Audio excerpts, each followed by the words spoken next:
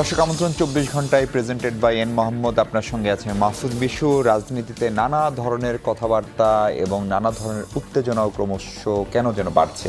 এখন প্রধানমন্ত্রী আনুষ্ঠানিকভাবে জনসভায় অভিযোগ করেছেন একটা পক্ষ বিশৃঙ্খলতা সৃষ্টি করতে চায়, এমনকি তিনি হরতালের রেফারেন্স টেনে ১৭৩ দিনের হরতাল কিভাবে দেশের অর্থনীতিকে ধ্বংস করেছিল সেই কথা বলে সেই সব সুযোগ আর দেওয়া হবে না, সেই বিষয়ে সতর্ক করছেন। একই সাথে জুলাই সনদ এবং গণভোটের ভবিষ্যৎ নিয়ে সংসদে এখনো নানান উত্তেজনা চলছে। বিশেষ করে সরকার দলের একজন সদস্য এটিকে অপ্রয়োজনীয় বা আননেসেসারি বলায় সেটি বাড়তি উত্তেজনা তৈরি করছে। সেসব নিয়ে যখন আমরা কথা বলছি তখন জঙ্গি হামলার আশঙ্কায় দেশের সব বিমানবন্দরে বাড়তি সতর্কতা জারি করেছে সরকার। সেসব নিয়ে কথা বলবো আমরা। কথা বলার জন্য আছে আমি মাহফুজ মিশা। আমার সঙ্গে স্টুডিওতে আছেন তিনজন অতিথি। আজিজুল বারী হেলাল এমপি, তিনি সরকার দলীয় সংসদ সদস্য এবং বিএনপির তথ্য বিষয়ক সম্পাদক।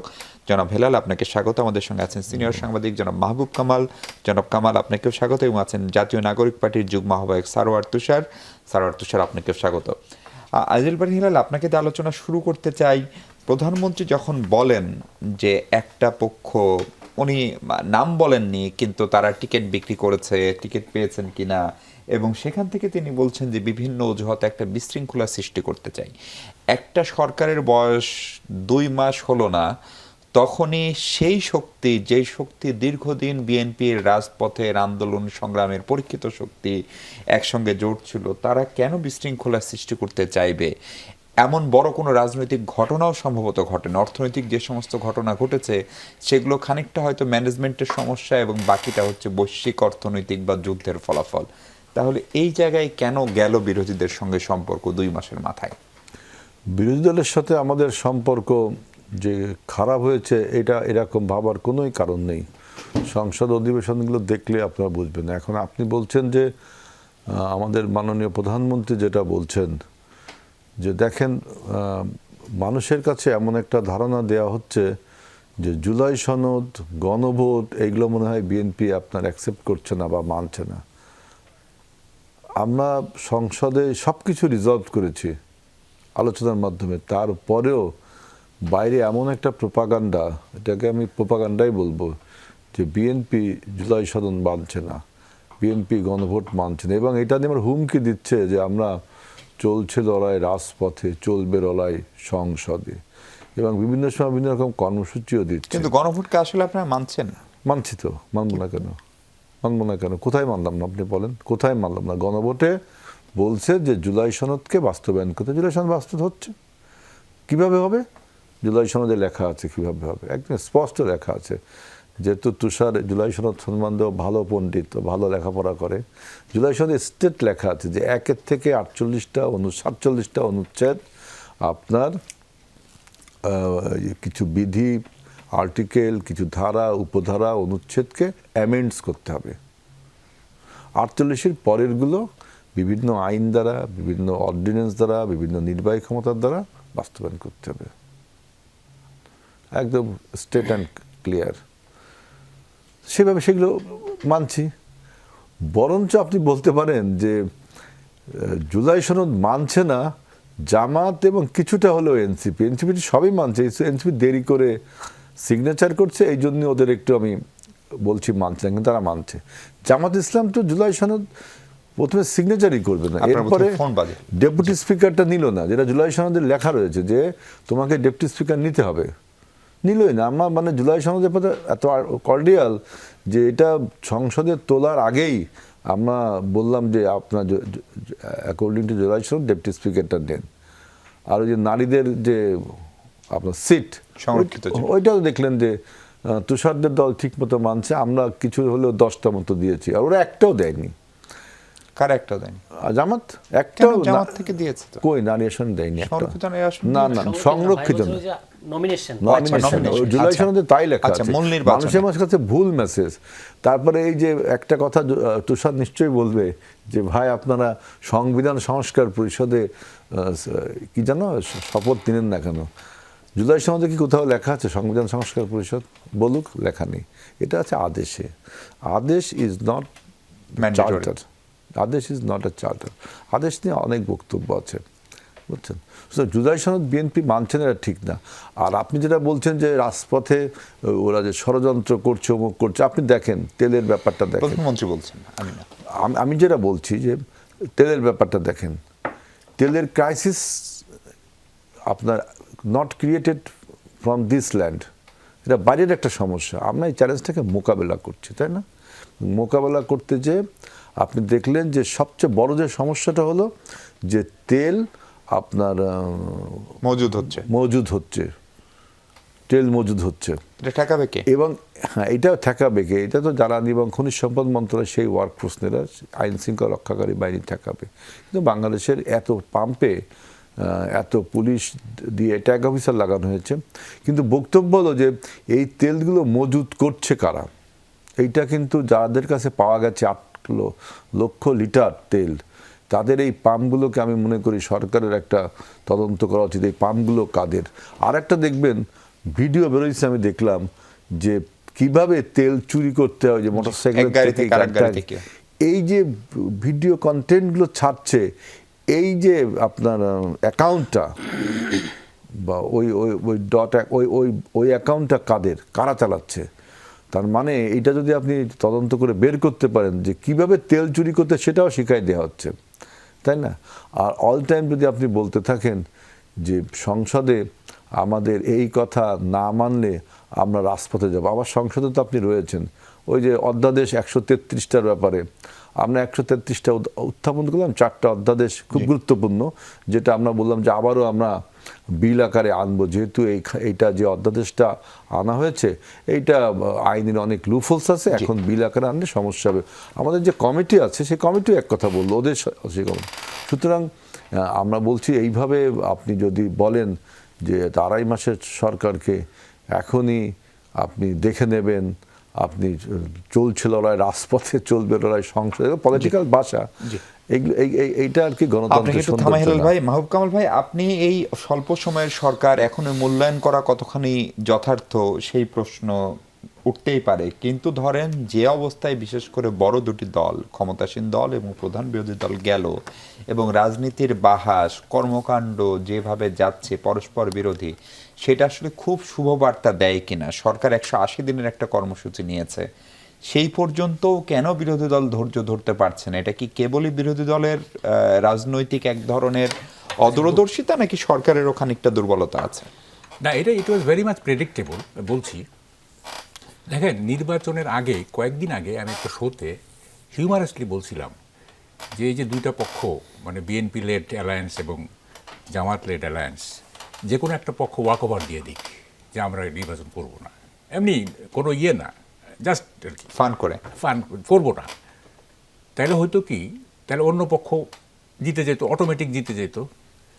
তাইলে হয়তো কি যে এই সরকার, মানে যে এখন যে সরকার গঠিত হয়েছে, সেটা যদি বিএনপি বা জামাত যেই হইতো না কেন, ডক্টর ইউনূসের সরকারের লিগ্যাসি বহন করতে হইতো, তার যে ববতন্ত্র থেকে শুরু করে তার আমলে যে সমস্ত হইতো, অর্থনীতির লিগ্যাসি বহন করতে হইতো, প্লাস আপনার আমাদের সোসাইটির যে কতগুলো গুণগত পরিবর্তন হয়ে গেছে, যে উদ্ধত, কোনো বাদ বিচার নাই, কোনো রিজনিং নাই, কোনো নাই, এই সরকার অটোমেটিক তাদের দ্বারা সমালোচিত হইতো এবং আক্রান্ত হইতো।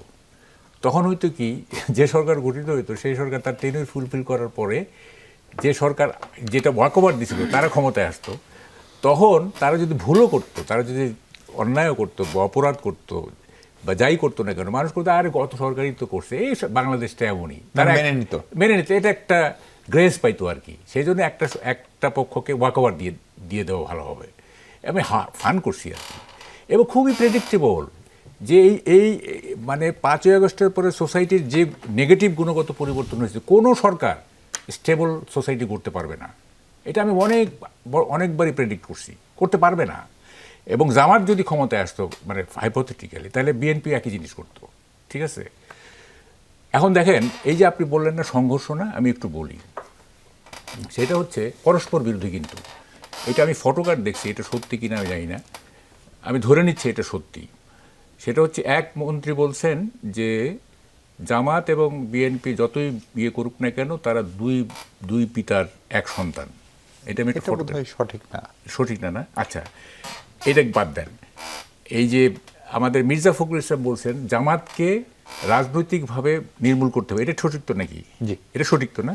আচ্ছা, এটা যদি সঠিক হয়ে থাকে, যাও ভাগ্য ভালো রাজনৈতিকভাবে বলছে, ওইটা না বললে তো আরও ভয়ঙ্কর হতো আর কি। যাই হোক, এখন দেখেন বাংলাদেশে হয়েছে কি, আপনার প্রতিপক্ষ হইলে আপনার সব দোষ, আর যদি আপনি প্রতিপক্ষ না হন তাইলে কিন্তু আপনার ঠিক। সব ঠিক আছে। আমি 2-3টা উদাহরণ দিই। যেমন ধরেন আপনার জিয়াউর রহমান না, জিয়াউর রহমান যদি 71-এ শহীদ হইতেন, অথবা যদি 75-এর 7ই নভেম্বর না ঘটতো, ওরা যদি ন্যাচারাল ডেথ হইতো, তাহলে আওয়ামী লীগের কাছে জিয়াউর রহমান একটা হিরো থাকতো। ঠিক আছে, এটা বিরাট মুক্তিযোদ্ধা এই সেই, কারণ কোনো ডিবেট তৈরি হইতো না, প্রতিপক্ষ তো না। হ্যাঁ, উনি প্রতিপক্ষ হয়েছে কখন? After 7 November. তো যেহেতু প্রতিপক্ষ সেহেতু সে রাজাকার, পাকিস্তানের চর, অমুক তমুক এগুলি বলা হয়েছে। ঠিক আছে, যেহেতু প্রতিপক্ষ। আবার ধরেন বঙ্গবন্ধু কিলিংয়ের যে মাস্টার মাইন্ড, যিনি এই কি বলে প্রেসিডেন্ট হয়েছেন তার মৃত্যুর পর, খন্দকার মোশতাক, উনি যেহেতু জেলে যাওয়ার পরে রাজনীতি ছেড়ে দিলেন, প্রতিপক্ষ থাকলেন না, উনি আগামসি লেনে তার বাড়িতে তার শেষ নিঃশ্বাস পর্যন্ত নিরাপদে জীবন কাটেছে। ছাত্রলীগ বা যুবলীগ তার বাসায় একটা ঢিলও পর্যন্ত মানে নেই, যেহেতু প্রতিপক্ষ না। কারা প্রতিপক্ষ ছিল? ফারুক রশিদ, যারা ফ্রিডম পার্টি করলো, তাদের বিরুদ্ধে কিন্তু আওয়ামী লীগ লেগে গেছে। ঠিক আছে, তারা যদি রাজনীতি না করতো তাহলে কিন্তু একই হইতো আর। ফলে এই যে প্রতিপক্ষ হইলে সব দোষ, প্রতিপক্ষ না হইলে কোনো ব্যাপার না। এবার আমি এটাও বলতেছি, 72 সালে যদি জামাত বলতো যে আমরা রাজনীতি করব না, আমরা ডিসমেন্টেল করে দিলাম জামাত, তাইলে আমার মনে হয় না নিজামীদের বিচার হইতো। মানে এটা আমি অ্যাসিউম, হ্যাঁ, যেহেতু প্রতিপক্ষ সেহেতু এটা ইয়ে। তো এই যে জামাতের সঙ্গে বিএনপির আমাদের খেয়াল আছে 2001 থেকে 2006 পর্যন্ত তাদের 4 পার্টি অ্যালায়েন্সের গভর্নমেন্ট ছিল, 2টা মিনিস্ট্রিও তাদের দেওয়া হয়েছিল, এবং বিভিন্ন সময় জামাতের সাথে বিএনপির তো নানা ধরনের অ্যালায়েন্স হয়েছে, তাই না? ইভেন আফটার 5th অগাস্ট এত রাইভালরি তো ছিল না, তাই না? এখন যেহেতু একটা বড় ধরনের থ্রেট হয়ে গেছে জামাত, সেহেতু এখন রাজনৈতিকভাবে নির্মূল করতে হবে। ঠিক আছে, আমি কি বুঝাইতে পারছি? পরিষ্কার। তবু আমি খুবই ভালো লাগতেছে যে উনি রাজনৈতিকভাবে শব্দটা ব্যবহার করছেন। যদি রাজনৈতিকভাবে না বলতেন জামাতকে নির্মূল করতে হবে, তাহলে কিন্তু একটা মিনিংটা পাল্টে যেত। সারোয়ার তুষার, এই যে ধরেন জামাত বা বিরোধী দল, আপনারা এখন কেন বিশৃঙ্খলা সৃষ্টি করতে চাচ্ছেন? কেন রাজপথে কর্মসূচি পালন করছেন? কেন বলছেন সংসদে এবং সংসদের বাইরে চলবে? একটা ন্যূনতম সময়টা একটা সরকারকে দিতে হবে, বিশেষ করে 5 আগস্টের পরবর্তী অর্থনৈতিক এবং রাজনৈতিক যে বাস্তবতা, সেই বাস্তবতায় আপনার সঙ্গে থাকা লোকজন, আমি বলছি আওয়ামী বিরোধী যে শক্তিটা ছিল, একসাথে যারা ছিলেন, তাদেরকে 6 মাস সময় দিলে কি এমন ক্ষতি হয়, নাকি সেটি করলে আপনাদের রাজনীতি পিছিয়ে যায়? আপনাকে ধন্যবাদ, এবং আমার 2 শ্রদ্ধেয় বড় ভাই, তাদেরকে শুভেচ্ছা। প্রথম কথা হচ্ছে যে রাজনৈতিক দলের কর্মসূচি, বিশেষত বিরোধী দলের রাজপথের কর্মসূচি, এটা আমাদের সংবিধান দ্বারা সংরক্ষিত, বা এটা আমাদের সংবিধান স্বীকৃত অধিকার। ফলে এটাকে বিশৃঙ্খলা বলাটা ঠিক হবে না। যে কোনো বিরোধী দলকে ন্যায্য ইস্যুতে রাজপথে নামতে হবে। বরং আমি মনে করি জামায়াত ইসলামী এবং 11 দল, এনসিপি সহ 11 দল, তারা এখানে যতটা সরকারকে চাপ সৃষ্টি করা দরকার ছিল, নট অনলি রিগার্ডিং রিফর্ম, এই যে জ্বালানি প্রশ্ন এবং অর্থনৈতিক প্রশ্ন, ততটা তারা করতেই পারে নাই। আজকে তো জামাত বলছে করবে না এটা, মানে ততটা করেনি। বরং আমি জামায়াতকে দেখি, এবং জামায়াতের আপনি দেখবেন এই 11 দলের বিরোধী দলের, যে আমি তো নিজেও পার্লামেন্ট ভিজিট করার সুযোগ হয়েছিল, আমার গ্যালারিতে আমি দেখেছি, তারা ওয়াকআউট করলেও ইস্যু ভিত্তিক ওয়াকআউট করেছে, আবার ফিরে এসেছে। এটা নিয়ে সরকারি দল মকারিও করেছে, ওয়ারেস তাদের খুশি হওয়ার কথা যে বিরোধী দল তো কোঅপারেটিভ। এবং আপনি দেখেছেন যে জ্বালানি সেক্টরে সরকারের টোটাল ফেইলিয়ারের পরেও একটা কমিটিতেও বিরোধী দল সেখানে, সেই কমিটিতে 5 জন তারা থেকেছে। ফলে বিরোধী দলকে বলা যাবে না বিরোধী দল সরকারকে সহযোগিতা করতে চায় না। আমি দেখি যে অন্তত জামায়াতের আমির সাহেব এবং বিরোধী দলীয় নেতা, তিনি বারবার সংসদে বলেছেন যে আমরা সহযোগিতা করতে প্রস্তুত, কিন্তু সেটার আমাকে স্কোপ দিতে হবে। যদি না দেন তাহলে তো সমস্যা। এখন ধরেন এই যে ইস্যুগুলো, জ্বালানি এবং অন্যান্য যে ইস্যুতে সরকারের একটা ইস্যু, ধরেন যদি এখানে বিএনপি কিংবা আওয়ামী লীগ আজকে বিরোধী দলে থাকতো, আওয়ামী লীগ নাই, কিন্তু আওয়ামী লীগ যদি আজকে বিরোধী দলে থাকতো, এই যে IMF থেকে সরকার শূন্য হাতে ফেরত এসেছে, দেশ তোলপাড় করে ফেলতো আওয়ামী লীগ। তাদের অন্তত এইটুকু সক্ষমতা বা এটুকু স্কিল আছে। কিন্তু আপনি দেখেছেন যে এটা নিয়ে কোনো আলোচনাই হয় নাই, যে IMF থেকে আপনি কেন ফেরত আসলেন খালি হাতে, এটা নিয়ে কোথাও কোনো প্রশ্ন উঠেছে? সরকারও কিন্তু এই বিষয়ে কোনো একদম জাস্ট এটা ধামাচাপা দেওয়া হয়েছে। কিন্তু IMF কতগুলো খুব সুনির্দিষ্ট ইস্যুতে সরকারকে ওই যে কিস্তিটা আগেই যে আওয়ামী লীগ আমল থেকে যে কিস্তিটা শুরু হওয়া, তার যে সর্বশেষ 2 ধাপ সম্ভবত বাকি আছে, সেই কিস্তিটা দেয় নাই, ছাড় করে নাই।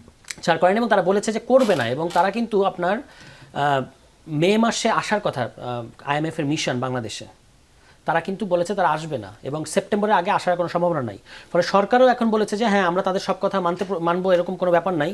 এটা বলে আবার বলেছে যে আমরা নতুন আরেকটা লোন চাই। তো নতুন লোন আপনি চাইলে সেখানে শর্ত হবে আরও কঠিন, কারণ আপনি আগে ডিফল্টার, আপনি শর্ত মানেন নাই। সেখানে কি তারা বলেছে কিছু শর্ত, হ্যাঁ IMF এর যেহেতু ওই আপনার একটা ব্যাপার আছে যে তারা অতিরিক্ত লিবারালাইজেশনের দিকে চাপ দেয়, এটা যেমন ভর্তুকি নিরুৎসাহিত করে, কর ছাড়, জনবান্ধব কর ছাড়গুলোকেও তারা আসলে বাদ দিতে বলে, সেগুলো ঠিক আছে। কিন্তু এই ক্ষেত্রে এইবারের ইস্যুতে IMF খুব সুনির্দিষ্ট কতগুলো আপত্তি প্রকাশ করেছে। 1 নম্বর হচ্ছে আপনি ব্যাংকিং সেক্টরে রিফর্ম কেন করলেন না, কেন বাদ দিলেন?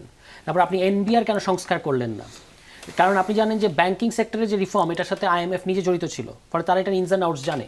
এই সমস্ত ইস্যু তারা এবার সামনে নিয়ে এসেছে। এবং ব্যাংক অর্ডার 2025, যেটা নিয়ে আসলে আলোচনা হয় না, ব্যাংকিং রেজলিউশন অধ্যাদেশটা নিয়ে কথা হয়, কিন্তু ব্যাংক অর্ডার 2025 যেটা ইন্টারিম সরকারের সময় গভর্নর খসড়া করে গিয়েছিল, তৎকালীন অর্থ উপদেষ্টা, তার বাধার কারণে এটা তখন হয় নাই। এটাও IMF প্রশ্ন করেছে যে আপনি আপনার হোয়াট ইজ ইউর প্ল্যান, এবং আপনি আরেকটা যেটা বলেছে একের পর এক সামাজিক সুরক্ষা খাতের উইন্ডো ওপেন করছেন, ওয়ারেজ আপনার রাজস্ব উত্তোলন অত্যন্ত কম। এই সমস্ত প্রশ্নে তারা এবার লোন দিল না। তো এই প্রশ্নটা কিন্তু আলোচনাতেই নাই। এর পাশাপাশি জ্বালানিতে যেভাবে যে ধরনের বড় একটা স্ক্যাম সংগঠিত করেছে সরকার, এটার প্রশ্ন বিরোধী দল তাকে যতটুকু চাপ দেওয়া দরকার ততটুকু চাপ দিতে পারে না। এখানে ইরানকে এক্সকিউজ হিসেবে দাঁড় করালে হবে না। It is a totally government failure. Management মানে আপনি প্রাইস কন্ট্রোল করতে গেছেন, যেটা আপনার IMF এর সাথে আপনার যে সমঝোতা সেটার বিরোধী, কারণ আপনার অটো প্রাইসিং করার কথা, কিন্তু যখন বিশ্ববাজারে দাম বেড়েছে তখন আপনি এটাকে দামটা ধরে রাখতে গেছেন। এবং এটাই আসলে যারা এই যে চোরাচালানি করে তাদেরকে একটা ইনসেন্টিভ দিয়েছে যে আমি চোরাচালানি করব। কারণ তারা আসলে এই যে আমরা শুনতে পাচ্ছি, গুঞ্জন শুনতে পাচ্ছি, আমাদের দেশেও ব্ল্যাক মার্কেটে তেল বিক্রি হচ্ছে এবং 7 সিস্টার্সও তেল যাচ্ছে, ফলে বিশ্ববাজারের যা দাম তার চেয়ে কম দামে, কিন্তু আপনার দেশের তুলনায় বেশি দামে তারা বিক্রি করলে তো তাদের লাভ হবে। তো এই ইনসেন্টিভ তো আপনিই দিয়েছেন। এখন 1.5 মাস পরে এসে স্বরাষ্ট্রমন্ত্রী সে 2 দিন আগে সংসদে বললেন যে চোরাচালানি যেহেতু হচ্ছে এটা বন্ধ করতে আমাদেরকে দাম বাড়াতে হবে। এখন তো দাম বাড়ালেও তারা তো যা ব্যবসা করা করে ফেলেছে, বরং এতদিন যারা মজুত করেছিল তারা এখন এই বাড়তি দামে বিক্রি করবে। আপনি বলছেন বিরোধী দল খুবই শান্তশিষ্ট একটা অবস্থায় আছে, তাইলে যেটুকু তারা রাস্তায় নেমেছে, তাহলে প্রধানমন্ত্রী অভিযোগ কেন করছেন যে আপনারা বিশৃঙ্খলা সৃষ্টি করতে চান? এই যে এতগুলো ফেলিয়ার, জ্বালানি সেক্টরে ফেলিয়ার, কৃষিতে ফেলিয়ার, কৃষিতে আপনি কৃষককে ন্যায্য মূল্য দিচ্ছেন না, তার উৎপাদন খরচের চেয়ে কম আপনি কমে তার কাছ থেকে ধান গম এগুলো কিনছেন, কিন্তু আপনার ইশতেহারে বলা আছে হামের টিকার কথা কেন আপনারা বলেন না? এটা না একই আমরা বলেছি যে হামের ক্ষেত্রে আপনি একটা করেন, আপনি প্রথমত প্রধানমন্ত্রী কিন্তু পার্লামেন্টে ভুল তথ্য দিয়েছেন, অসত্য তথ্য দিয়েছেন যে গত 2 টার্মে কোনো হামের টিকাই দেওয়া হয়নি। এটা ভুল তথ্য। গতবারও প্রায় 90% টিকার আন্ডারে ছিল, কিন্তু কেন তবু হাম ফিরে এসেছে, এটা একটা প্রপার ইনভেস্টিগেশন করা দরকার। এবং এর সাথে যারা জড়িত, যদি ডক্টর ইউনূস জড়িত থাকে তাকেও এটার জন্য অ্যাকাউন্টেবল করতে হবে। এটা হলো কথা পরিষ্কার। কিন্তু আপনি তো আপনাকে যারা তথ্য দিচ্ছে তারা ভুল তথ্য দিচ্ছে, আপনি তো এটা বলতে পারেন না যে হামের কোনো টিকাই দেওয়া হয়নি গত 2 টার্মে। ফলে এই যে এতগুলো ইস্যু, জ্বালানি, কৃষি, অর্থনীতি, রিফর্ম, এই সমস্ত কিছুকে ঢাকা দেওয়ার জন্য সরকারের এখন কিছু উত্তেজক বক্তব্য দরকার। এই জন্য সবচেয়ে তাদের মধ্যে যিনি কম্পোস্ট পলিটিশিয়ান, গণতন্ত্রের জন্য অনেক সংগ্রাম করেছেন, তিনিও নির্মূলের মতো ভাষা ফেরত নিয়ে এসেছেন। ক্যাম্পাসগুলোতে আপনি ছাত্র দলের দেখতে পাচ্ছেন তারা এক ধরনের আবারও ক্যাম্পাস দখল করার দিকে যাচ্ছে, এবং প্রধানমন্ত্রী উত্তেজক বক্তব্য দিচ্ছেন। এই দেওয়ার মধ্যে তারা এইগুলো থেকে, এই যে তাদের যে ফেলিওর, এগুলো থেকে দৃষ্টি ঘটাতে চায়।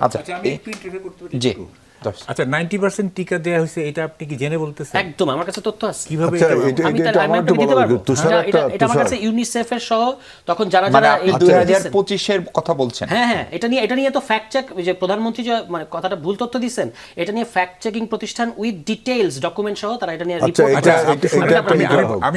রিপোর্ট রাখা হোক। আমাদের যারা দর্শক শুনছেন, আমাদের বক্তব্য ক্লিয়ার। 23 সালের পর থেকে আর কোনো হামের টিকার ক্যাম্পেইন করা হয়নি, গণটিকা দানটা হয়। আচ্ছা আমি বলি, আমি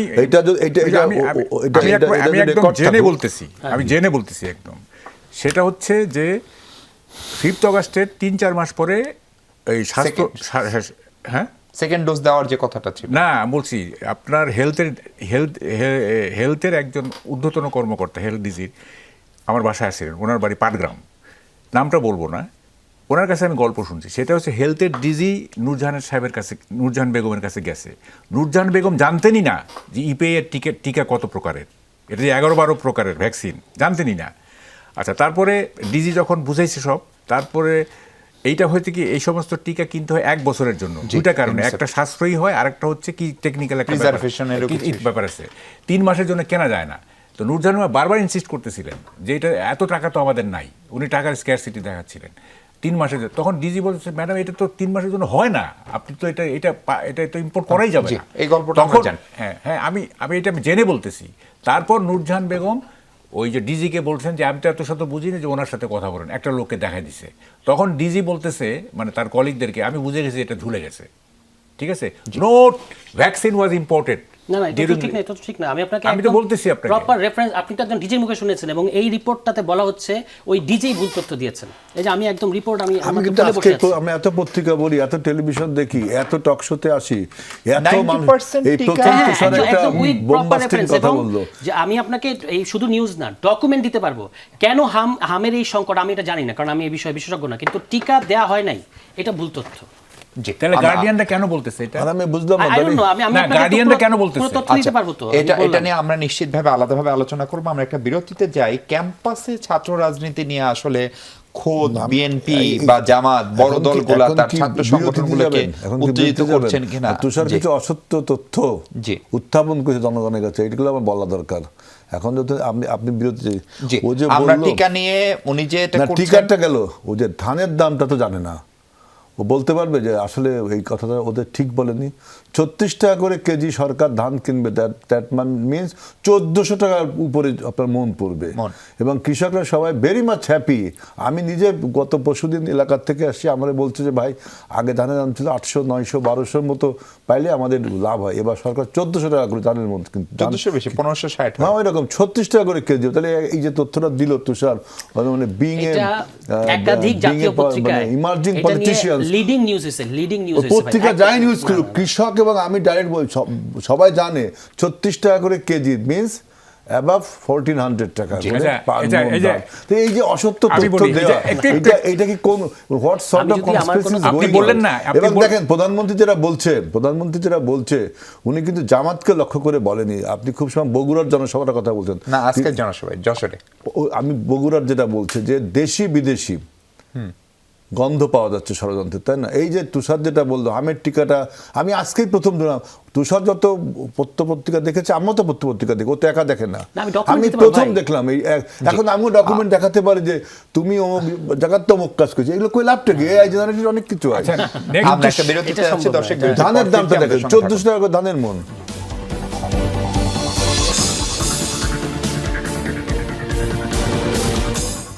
দর্শক, আরেকবার স্বাগত 24 ঘন্টায়। আমরা মূল রাজনীতি নিয়ে কথা বলতে বলতে ছাত্র রাজনীতির প্রসঙ্গে আসছিল মাহবুব কামাল। ছাত্র রাজনীতি থাকবে কি থাকবে না এটি নিয়ে একটা বিতর্ক আছে ক্যাম্পাসে। আজকে রাজশাহী প্রকৌশল বিশ্ববিদ্যালয়ে সেটি নিয়ে আন্দোলন হয়েছে। তার বিপরীতে যদি ছাত্র রাজনীতি না থাকে, সেখানে আবার ছাত্র দল গিয়ে বলছে ছাত্র রাজনীতি না থাকলে গুপ্ত একটি সংগঠন রাজনীতি করে, অর্থাৎ রাজনীতি মুক্ত যে সমস্ত ক্যাম্পাস সেখানে শিবির এক ধরনের সুবিধা পায়। এটা হচ্ছে ক্ষমতাসীন দলের ছাত্র সংগঠনের অভিযোগ। তাহলে এখন আসলে অবস্থানটা কি হবে? ধরেন বুয়েট ছাত্র রাজনীতি মুক্ত ঘোষণা করা, এখন এখানে হয়তো ছাত্র দলের কমিটি নাই, ছাত্র শিবিরেরও হয়তো প্রকাশ্য কমিটি নাই, কিন্তু তারা যদি কাজ করে ছাত্র দলের অভিযোগ মতো, তাহলে কি করবে? তাহলে এই ছাত্র রাজনীতি জিয়ে রাখতে হবে এরকম না? শুনেন, কোনটার থেকে কোনটা করবো তাকে রেফুট করার কথা ছিল। যাকে ছাত্র রাজনীতির ব্যাপারে আমার একটা বিশেষ চিন্তা আছে ব্যক্তিগত, সেটা হচ্ছে এই যে জাতীয় রাজনীতি না, এই রাজনীতি ছাত্রদের করা যাবে না। ছাত্রদের সংগঠন থাকবে, তাদের নির্বাচন হবে বিভিন্ন শিক্ষা প্রতিষ্ঠানে, সংসদ থাকবে, সেটা কিভাবে হবে সেটা পরে। এই ন্যাশনাল পলিটিক্সে ছাত্ররা আসতে পারবে না কতগুলো কারণে। আমি 5টা কারণ আইডেন্টিফাই করছি। 1 নম্বর করে ছাত্র রাজনীতি কখন হয়? যখন কোনো দেশ কলোনি থাকে, তাইলে কলোনিয়াল রুলের বিরুদ্ধে স্ট্রাইকিং ফোর্স হিসেবে তারা আন্দোলন করে ইত্যাদি। আরেকটা কখন হতে পারে, যদি সেখানে টিরানি থাকে, সিভিল আর মিলিটারি, তাইলে এই গণতন্ত্রের জন্য তারা স্ট্রাইকিং ফোর্স হিসেবে আসতে পারে। যেমন এরশাদের মিলিটারি এবং শেখ হাসিনার যদি আপনি ধরেন সিভিল টিরানি।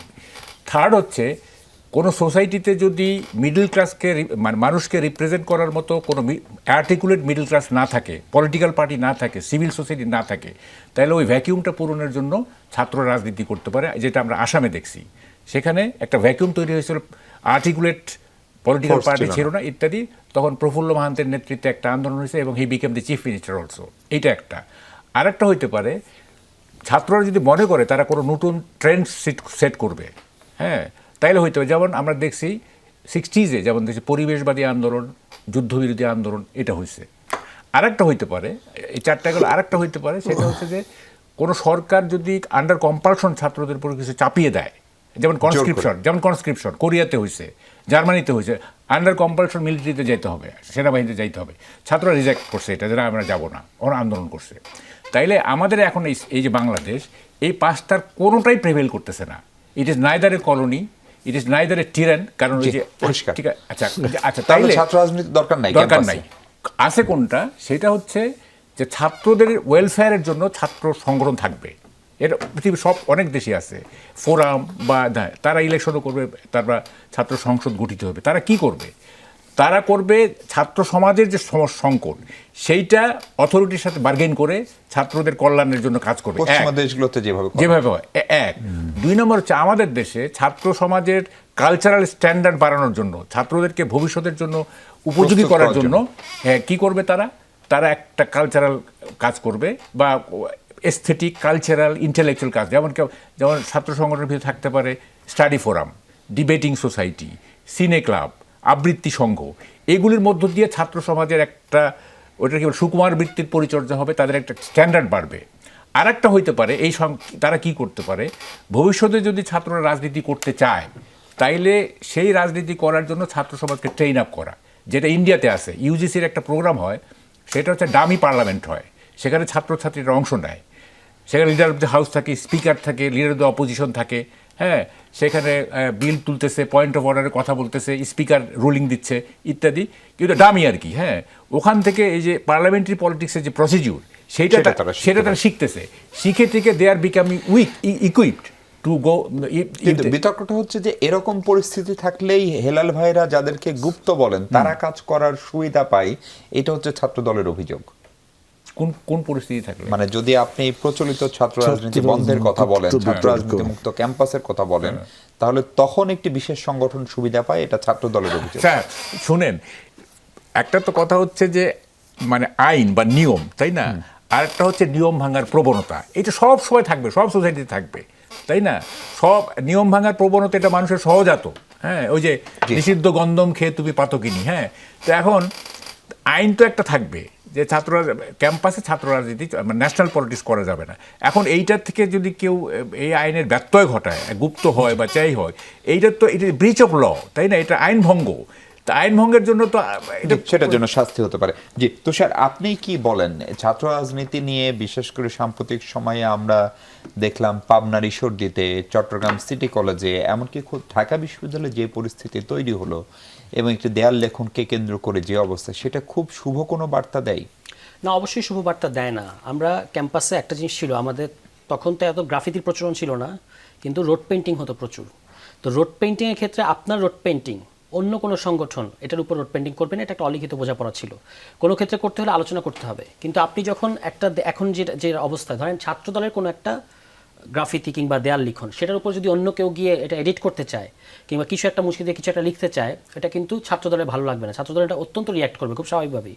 ওই ঘটনাটাই ঘটেছে চিটং সিটি কলেজে, যে আপনি গুপ্ত লিখতে চান, আপনি সারা কলেজের ক্যাম্পাস ভরিয়ে ফেলেন, কোনো সমস্যা নেই, কিন্তু আপনি একটা ছাত্র সংগঠন যেখানে তার একটা নির্দিষ্ট বক্তব্য আছে, আপনি দ্বিমত করেন, আমিও তারা যেভাবে চিন্তা করে সেভাবে চিন্তা করতে পছন্দ করি না, কিন্তু ওখানে ছাত্র মুছে দিয়ে যখন আপনি গুপ্ত লিখছেন, এবং সেখানে তারা কি বলেছে, একটা কথা হলো ছাত্র রাজনীতি নাই, আরেকটা তারা বলেছে ছাত্র লীগ মুক্ত ক্যাম্পাস। তো আপনার সমস্যা কি এখানে? সেখানে যখন আপনি ছাত্র মুছে দিয়ে গুপ্ত লিখলো কে? ছাত্রদল। চেতলোকে এখান থেকে চেতলোকে ছাত্রদল মন্দির তর্কের খাতে ধরে দিলাম ছাত্রদল মুসলিম ছাত্রদলই এটা রিয়্যাক্ট করেছে এবং রিয়্যাক্ট করলো কে? এটার বিরুদ্ধে রিয়্যাক্ট করেছে ছাত্র শিবির। তাহলে শিবির গুপ্ত? না এটা তো ওরাই লিখেছে, আমিও তর্ককারী ধরলাম, ওরাই লিখেছে। আমার বক্তব্য আমি গুপ্ত লিখলাম, ধরে নাও। তুমি যদি লাঠি নিয়ে আসো, তখন তো ঠাকুর ঘরে কেড়ে আমি কলা খাই না, তুমি মানে গুপ্ত রাজনীতি করার প্রমাণ দিলে। এখন ধরেন যে আমরা দেখেছি তো অনেক জায়গায় এই 5 তারিখের পরে কোন কথা কাকে বললে কে রিয়াক্ট করে, এটা একটা গ্রামার তৈরি হয়েছে। চাঁদাবাজ বললে অনেক জায়গায় আমার বিরুদ্ধে বিএনপি খেপেছে, অনেক জায়গায় আমি কোনো নাম নেই কিছু নেই, চাঁদাবাজ বলেছি বিএনপি খেপেছে, তো গুপ্ত বললে ওরা খেপে, হয়তো কিছু যৌক্তিক কারণও থাকতে পারে, কিন্তু এটা মারামারিতে করাবে কেন, এবং এটা আপনি ওই দেশীয় অস্ত্রশস্ত্র সহ মহড়া দেবেন কেন, এবং পুলিশ এই ব্যাপারে নীরব থাকলো কেন? যে ছাত্রদলের যার পরিচয় এসছে, আপনি কি ছাত্রদল না শিবির? আমার কথা, অস্ত্র যার হাতে তাকে গ্রেফতার করতে হবে, সে ছাত্রদল করুক আর শিবির করুক, কিন্তু আপনি তাকে গ্রেফতার করেন না এবং তাকে আইনের আওতায় আনা হয় নাই, বরং সে বলেছে একটা হাস্যকর কথা যে আমি এটা তুলে পুলিশের কাছে দিচ্ছিলাম। এটা তো একেবারেই মিথ্যা কথা। এবং পরবর্তীতে আবার এই ঢাকা ইউনিভার্সিটিতে এই যে উত্তেজনাটা গড়ালো, এটা আমার কাছে মনে হয়েছে যে একটা তুই জল ঘোলা করলি কেন, না আমি করি নাই, তাহলে তোর বাপ করেছে, এরকম একটা ছুতা দিয়ে ছাত্রদল ক্যাম্পাসে একটা সন্ত্রাসী কিংবা একটা ভয়ের পরিবেশ তৈরি করতে চাচ্ছে। আদারওয়াইজ মানে ছাত্রদল তো একটা শিক্ষিতদের সংগঠন, মার্জিত সংগঠন, উই বিলিভ। সেখানে এটা ফ্যাক্ট চেকিং সংগঠনগুলো 1 ঘন্টার মধ্যে দেখিয়ে দিল যে এইটা আসলে একটা ফেক আইডি থেকে করা হয়েছে, যিনি ওই সিপি গ্যাংয়ের সদস্য। এটাকে ছড়ানোর, স্প্রেড করার দায়িত্ব ছাত্রদলই নিল সারা সন্ধ্যা জুড়ে, এবং এখনো পর্যন্ত তাদের অনেক শীর্ষস্থানীয় নেতার ওটা সরায় নাই। এটা যখন ডিবাঙ্ক হয়ে গেছে যে এটা আসলে ওই যে ছেলেটাকে এডিট করে আপনি করলেন, আচ্ছা আমার ব্যাপারে বলা হচ্ছে, আমি গিয়ে থানায় গিয়ে বললাম যে এটা আপনি সুরাহা করেন, এটা আমি জিডি করতে আসলাম, আপনি সেখানে আমাকে পাকড়াও করতে আসবেন কেন? আপনি কি আদালত? আপনি কি পুলিশ? এখানে তো পুলিশ আছে, তো আইনের শাসন কোথায়? বিএনপি বলেছে যে তারা সর্বস্তরে আইনের শাসন কায়েম করবে তাদের ইশতেহারে, তো সেখানে ছাত্রদল সম্পূর্ণ শক্তি নিয়ে শাহবাগ থানায় গেল, মানে বাংলাদেশের প্রধানতম থানাগুলোর একটা, সেখানে তারপর ডাকসুর অন্য আরো 2 নেতা গেল, আপনি তাদেরকেও মারধর করলেন। ওই 2 ছেলের অনেক অ্যাক্টিভিটিস আমারও পছন্দ হয় না পার্সোনালি 5 তারিখের পরে, বাট এটা তো এই হামলাটাকে বা এই মারধরকে জাস্টিফাই করবে না। কিন্তু এখানে আমরা দেখেছি যে ছাত্রদল তার একেবারে কেন্দ্রীয় সভাপতি সহ উপস্থিত, কেউ মার ঠেকানোর চেষ্টা করেছে, কিন্তু এগুলো তো আমরা বুঝি, একজন মার ঠেকানোর চেষ্টা করবে, আরেকজন মারবে। এই রাজনীতি তো ছাত্র দলের কাছ থেকে কিংবা কোনো ছাত্র সংগঠনের কাছ থেকে 5 তারিখের পরে আমরা এক্সপেক্ট করি না। আজিজুল বারী হেলাল, এই যে থানার ভিতরে যে কারণেই হোক, ধরে নিলাম শিবিরই গুপ্ত, যেহেতু গুপ্ত বললে আপনার ভাষায় তারা রিয়াক্ট করছে, বা ধরেন চাঁদাবাজ বললে বিএনপি রাগ করে, কিন্তু থানার ভিতরে এই মবের বিরুদ্ধে আপনি অনুষ্ঠানে বহুবার বলেছেন যে যাই ঘটনাই ঘটুক সেটা আইনি প্রক্রিয়ায় যেতে হলে, তাহলে থানার ভিতরে কারো উপরে কেন আক্রমণ হলো এবং সে আক্রমণের ঘটনার কেন বিচার হলো? প্রথম কথা হলো যে তুষার, ও যে একের পর এক মিস ইনফরমেশন, ডিসইনফরমেশন দিয়ে যাচ্ছে। তেল নিয়ে বিএনপি কোথায় স্ক্যাম করলো? এই সরকার কোথায় স্ক্যামটা কোথায় এলো? আমার বলো তো, বললো স্ক্যাম শব্দটা ইউজ করলো না। তেল নিয়ে আমরা কোথায় জালিয়াতি? যমুনা টেলিভিশনের রিপোর্ট আছে এই বিষয়ে। যমুনা টেলিভিশন তার বাইবেল না। মেঘনা থেকে ওই বেনামি এজেন্সিতে তেল যাচ্ছে, এটা নিয়ে যমুনার অনুসন্ধান রিপোর্ট আছে। তেল যাবে যাচ্ছে, তোমার বেনামি পাম্পে তেল যাচ্ছে, পাম্প মালিকটা সরানো না। ওই রিপোর্টটা ছিল একটা বেনামি পেট্রোল পাম্পে যাচ্ছিল, ওই নামে কোনো পেট্রোল পাম্পের অস্তিত্ব নাই। সেইটা আপনার পেট্রোল পাম্প এবং আপনার ডিপোর একটা সমস্যা। সরকার এখানে স্ক্যাম করলো কোথায়? সরকারকে যে আপনি জালিয়াতি বললেন 2 মাসের মধ্যে, এই যে একের পরে, তবে ধানের দামে একটা বললো, টিকার একটা বললো, এবার বলছে যে ক্যাম্পাসে যে সিটি কলেজে, চট্টগ্রাম সিটি কলেজে লেখাটা লিখছে ওটা নাকি ছাত্রদল লিখে আসছে। এর কোনো প্রমাণ আছে? ছাত্রদল, এই যে ছাত্রলীগ মুক্ত, ছাত্র রাজনীতি মুক্ত ক্যাম্পাস চাই, আপনার ছাত্রর জায়গায় গুপ্ত লেখা হয়েছে। কে লিখেছে আল্লাহ ভালো জানে, অথবা যদি কেউ রেকর্ড করে রাখে তাহলে সে জানে। তুষার কিন্তু নির্দ্বিধায় বলেছে ছাত্রদল লিখেছে। তাই দেখেন ছাত্রদলের সাথে কেন ছাত্র শিবির যখন লাঠিটা নিয়ে আসলো, ছাত্র শিবিরতে আপনার ইনিশিয়েটিভ নিল গন্ডগোলটার, যে কেন গুপ্ত লেখা হলো, নিয়ে ওনার আপনার মতোই তোমার মতোই চিন্তা করলো যে ছাত্রদল ওনারা লিখে করেছে, তাদের সাথে মারামারি করতে হবে। তারপরে গন্ডগোলটা তারাই শুরু করলো। আপনি এইভাবে একের পরে একে ছাত্রদলের, কিন্তু শাহবাগ থানায় যেটা হলো সেটাকে আপনি কিভাবে দেখেন? শাহবাগ থানায় কি হয়েছে আপনি বলেন? মানে দুজন ডাকসুর 2 নির্বাচিত নেতা, তারা মামলা বা জিডি করতে গেছে, সেখানে তাদের সঙ্গে মব হয়েছে, যে মবের বিরুদ্ধে বিএনপি মব হবে কেন? ঢাকা বিশ্ববিদ্যালয়ে আপনারা যারা পড়েন, ঢাকা বিশ্ববিদ্যালয়ে যারা সম্মানে জানেন যে এই ছাত্ররা আপনার এই যে স্টুডেন্ট পলিটিক্স নিয়ে কনফ্রন্টেশনটা সবসময় হয়। আমি এই কনফ্রন্টেশনের বিরুদ্ধে, কিন্তু এই 5ই আগস্টের পরে এই কনফ্রন্টগুলো হবে, এই গণ্ডগোলগুলো হবে, এটা কেউ আশা করিনি।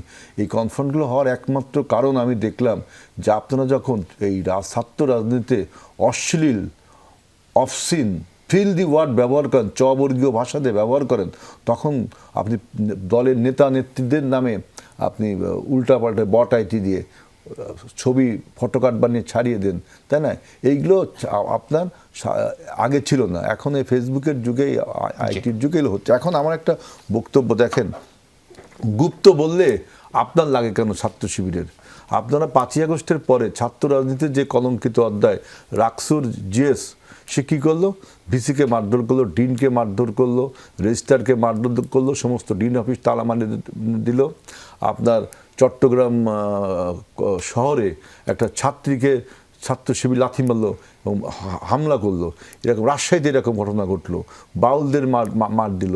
মানে ছাত্র রাজনীতিতে যে আইয়ুব খানের যে এনএসএফের যে ধারা, সেই ধারাটা যখন ছাত্র শিবির ফিরিয়ে আনতেছে, তখন সাধারণ ছাত্রদের মধ্যে এগুলো রিয়াকশন হচ্ছে। কিন্তু মাহবুব ভাইয়ের বক্তব্যের সাথে আমার অনেক দ্বিমত আছে। এটা একটা একাডেমিক আলোচনা হওয়া উচিত। মাহবুব ভাই বলতেছে ন্যাশনাল পলিটিক্সে ছাত্রদের আসা উচিত না। তাহলে মাহবুব ভাইয়ের কাছে আমার প্রশ্ন, তাহলে ন্যাশনাল পলিটিক্সটা কে করবে? এই যে ব্ল্যাক মার্কেট পলিটিশিয়ান উৎপাদন হবে কি করে?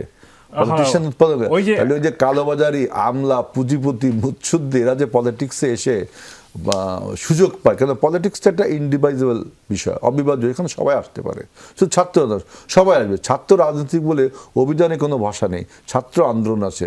ছাত্র আন্দোলন কেন হয়? আপনার অধিকার আদায়ের জন্য। না, নট অধিকার, এটা তো ছাত্র ইউনিয়নের একটা স্লোগান আপনি দিয়ে দিলেন, অধিকার আদায়ের জন্য। আসলে কি তাই? শিক্ষার মান, শিক্ষার প্রসার এবং শিক্ষা শেষে কর্মসংস্থান, এই তিনটা হলো মেইন। এইটা হলো ছাত্র আন্দোলনের মূল উদ্দেশ্য। অধিকার মানে শিক্ষা কি অধিকার না? এটা আমার সুযোগ, এটা আমার অধিকার, এটাতে এমনি সবাই দিতে ম্যান্ডেটারি, মৌলিক অধিকার। এটা সেই অধিকার আদায়ের জন্য ছাত্র আন্দোলন হয় না। সেটা আমি বলছি যে উনি আবার বলেন যে কলোনি, টাইনেনি এবং সিভিল সোসাইটি থাকলে না থাকলে ছাত্র রাজনীতি, তার মানে ছাত্র রাজনীতিকে কিন্তু যে মানুষ লাঠিয়াল, এটা কিন্তু আমরা একটা বিরতি যদি ছাত্র রাজনীতি না থাকে, এই সুযোগে আমরা জঙ্গি হামলার প্রসঙ্গ কেন আসছে 2 মাসের একটা সরকারের কাছে, বা এটা অভ্যন্তরীণ নাকি এটা কোনো ইন্টারন্যাশনাল থ্রেট, সেই প্রসঙ্গে আমরা একটু কথা বলবো। দর্শক, তার আগে আবার একটা বিরতি নিই।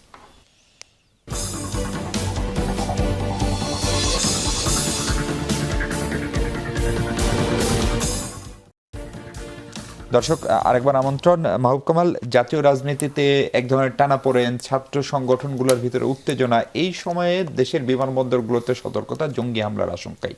ফলে আমরা জানি যে এই ধরনের পরিস্থিতির সুযোগ দেশি বিদেশি নেয়, এই গোষ্ঠীটা নেয়, এবং এরা যেহেতু অনলাইনে কার্যক্রম চালায়, ফলে এরা খুব ভিজিবলও না। ফলে এইটা খুব ভালো কোনো বার্তা দেয়, অথবা আমরা আসলে কতখানি প্রস্তুত আদর্শিকভাবে? না, আমি আগে 2 বক্তার কথাগুলো একটু রেফুট করি, তা না হয় কিন্তু এটা পরে। যেমন তুষার বললেন, এই যে ধানের দাম বললেন না, যে পত্রিকায় পড়ছেন উনি।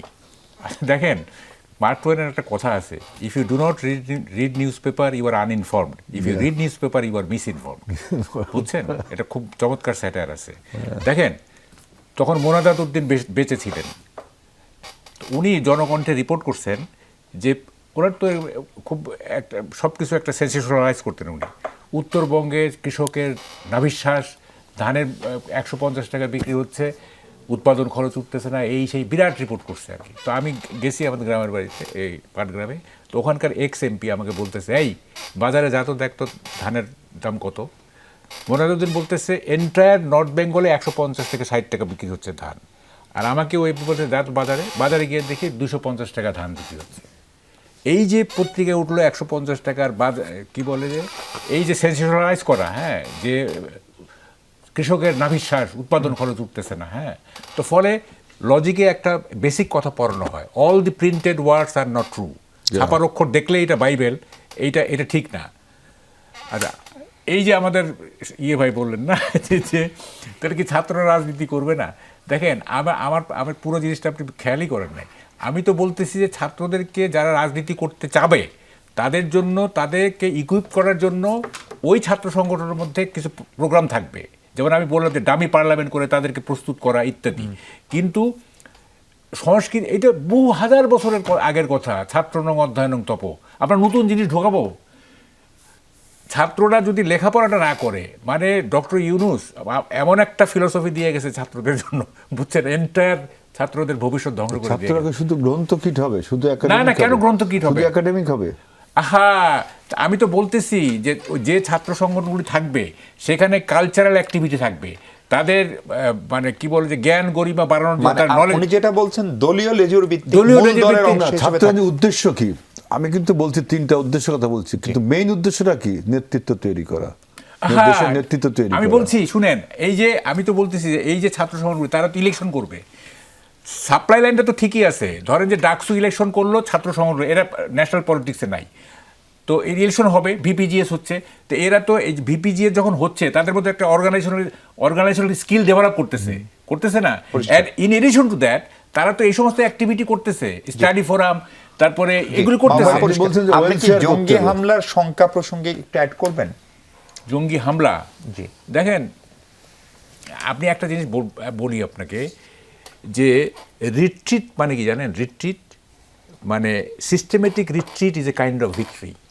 যে কোনো ওয়ারে আপনি যদি সিস্টেমেটিক রিট্রিট করেন, এটা কিন্তু এক ধরনের বিজয়। জঙ্গিরা রিট্রিট করছিল, ঠিক আছে, রিট্রিট করছিল এবং সময়ে সময় তারা রিট্রিট করে, কিন্তু ওইটা কিন্তু তাদের পরাজয় না, এইটা নতুনভাবে নিজেদের উজ্জীবিত করার জন্য একটা মানে ইন্টারভেল। হ্যাঁ, সো মানে কিছুদিন জঙ্গি নাই বলে আমরা মানে নিঃসন্দেহ হইতে পারবো না। ইট মে বি দেয়ার মানে কি বলে যে one kind of victory, systematic retreat. So there is always আপনার এখানে জঙ্গির একটা আশঙ্কা আছে। এবং কোনো মতবাদ, আমি আপনাকে বলি, কোনো মতবাদ নিশ্চিহ্ন করা যায় না। 2500 বছর আগে তাও ফিলসফি এখনো 2-1 জন পাবেন আপনি। মুসলিম লীগ, অনেক আছে, অনেক মুসলিম লীগ ধ্বংস হয়ে গেছে, এখনো মুসলিম লীগার পাবেন। কোনো মতবাদ নিশ্চিহ্ন হয় না। হ্যাঁ, ফলে এইটা র্যান্ডম, এইটার অবশিষ্টাংশ থাকবে, এইটাকে ডিল করে যেতে হবে। We have to deal. হ্যাঁ, এইটা সময় এটাকে ডিল করতে হবে। হেলাল ভাই, এটা ডিল করার জন্য একদিকে তো ধরেন পুলিশ, আইন শৃঙ্খলা বাহিনী, গোয়েন্দা বাহিনীর তৎপরতা, তারা এগুলো করছে। আর একদিকে হচ্ছে এক ধরনের সাংস্কৃতিক আন্দোলনের দরকার, এক ধরনের বুদ্ধিভিত্তিক মনস্তাত্ত্বিক আন্দোলনের দরকার। সেই জায়গাটা আমাদের রাজনীতিকরা কতখানি করতে পারছেন? Everything is going on. আমাদের বাংলাদেশে 25শে আগস্টের পরে একটা বুদ্ধিভিত্তিক সোসাইটি, 5 বিশেষ করে 5ই আগস্টের পরে একটা বুদ্ধিভিত্তিক সোসাইটি, বিশেষ করে আমাদের জেনজি, আমাদের আপকামিং জেনারেশনসরা, এরা এগিয়ে আসছে এবং রাজনীতিবিদরাও অনেক আপনার আগের থেকে, আপনি পার্লামেন্টে গেলে দেখবেন যে কত এনলাইটেন্ড পার্লামেন্টে, একটা কত সুন্দর ডিবেট হয়, পাল্টা মানে আর্গুমেন্টস, ডিবেট, এগুলো সবই হচ্ছে। সুতরাং সাংস্কৃতিক বিপ্লব টিপ্লব সবই ঠিকমতো আছে দেশে। We are heading towards a good gesture. কিন্তু বক্তব্য হলো যে আপনি বলছেন যে জঙ্গি হামলা, দেখেন প্রত্যেকটা দেশের একটা সিকিউরিটি কনসার্ন থাকে। সেই কনসার্নগুলো মোকাবেলা করার সময়, যেমন একটা বিমান বাহিনীর একটা M403 একটা বিমান, মানে ওই যে অবজারভেশনের জন্য একটা বিমান, সেদিনকে আমাদের বিমান বাহিনীর স্কোয়াড্রনে যোগ করা হয়েছে। তারপরে এই নিউজটা আমি দেখলাম হচ্ছে।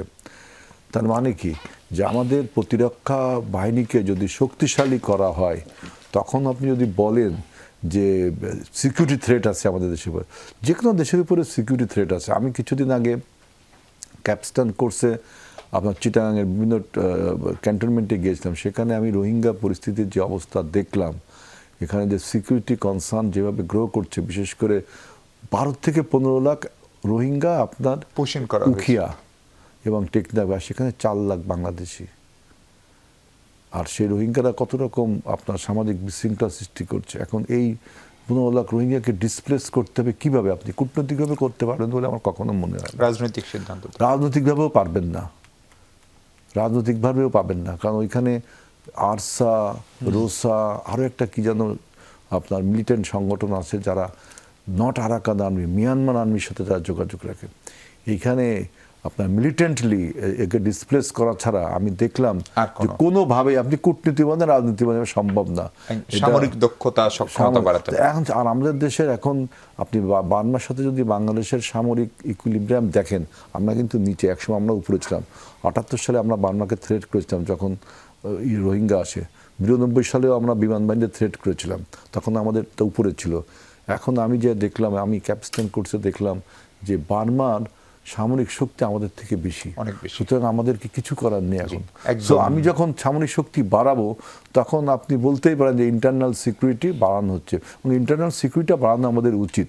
যে কোনো থ্রেট, মাহবুব ভাই খুবই ভালোভাবে বলছে যে কোনো মতবাদ কখনো শেষ হয়ে যায় না। আমাদের ইনিশিয়েটিভটা আগেই অ্যাডভান্স চিন্তাটা করে রাখতে জি হবে। সারওয়ার তুষার, এই যে কোনো মতবাদ শেষ করা যায় না এবং তার সঙ্গে জঙ্গি হামলার সংখ্যা, অন্তত গোয়েন্দা সংস্থাগুলো আগাম তথ্য দিচ্ছে, পরিচয় জানা যাচ্ছে, কেউ কেউ কাউকে অ্যারেস্ট করাও হয়তো সম্ভব হচ্ছে, ফলে সেটা একটা শুভ লক্ষণ। আবার ধরেন আদর্শিকভাবে যদি জঙ্গিবাদের একটা চাষাবাদ হতেই থাকে, সেটা দীর্ঘমেয়াদে একটা হুমকিও কিনা। হ্যাঁ, এটা বলার আগে ভাই তো অনেক বড় কামান দাগায় ফেলছেন, ফলে আমাকে একটু ডিফাইন করতে হবে একেবারে অল্প কথায়। জি, এটা সত্য, সব প্রিন্টেড ওয়ার্ড আপনার বিশ্বাস করা দরকার নাই, কিন্তু 2টা প্রধান পত্রিকা টানা 2 দিন লিড নিউজ করেছে। যদি এটা অসত্য হয়, তাদের তথ্য বিভ্রান্তিকর হয়, তাহলে সরকারকে এটা ডিবাঙ্ক করতে হবে এবং তারা রিজয়েন্ডার দিবে। এর আগ পর্যন্ত আমি তো এটাতে অবিশ্বাস করার কোনো কারণ আমার জন্য তৈরি হয় নাই। এখানে পরিষ্কার বলা হয়েছে যে উৎপাদন খরচ এখন 37.5 টাকা কৃষকের জন্য, কিন্তু সরকার কিনছে 36 টাকায়, মানে কেনার কথা, এবং কিন্তু বাজারে গিয়ে সরকার নির্ধারিত মূল্য কৃষকরা পাচ্ছে না।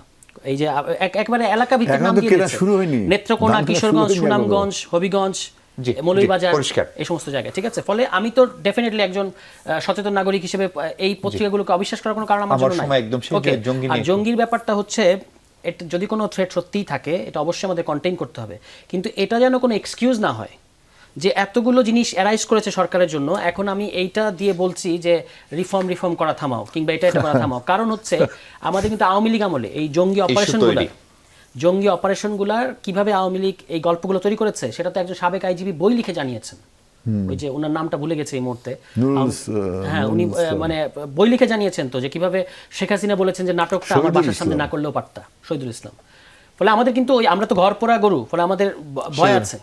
এবং নাখালপাড়া এরকম আমরা দেখেছি যে যাদেরকে জঙ্গি বলে ঘেরাও করা হয়েছে, তারা বেরিয়ে সারেন্ডার করতে চাচ্ছে, কিন্তু পুলিশ বাইরে থেকে ছিটকিনি মেরে দিয়েছে বলেছে, এবং সেখানে অপারেশন চালানো হয়েছে। ফলে আমি বলছি না যে এই কোনো থ্রেট নাই, ডেফিনেটলি থ্রেট থাকলে সেটাকে কন্টেইন করতে হবে, এবং আগে গোয়েন্দা সংস্থা কিংবা পুলিশ আমাদেরকে জানাচ্ছে, এটা তারা দায়িত্বশীল আচরণ করেছে। কিন্তু আমি বলছি এটা কিন্তু সরকারের অন্যান্য যে ইস্যুগুলো, ডেমোক্রেটিক স্পেস ওপেন করা বা ওপেন রাখা, এটার বিরুদ্ধে কোনো স্টেপ হলে সেটা গ্রহণযোগ্য হবে না। অনেক ধন্যবাদ সারওয়ার তুষার, ধন্যবাদ মাহমুদ কামাল, ধন্যবাদ আজিল বাড়ি হেলাল। দর্শক, এই ছিল আলোচনা। ভালো থাকুন সবাই, সুস্থ থাকুন।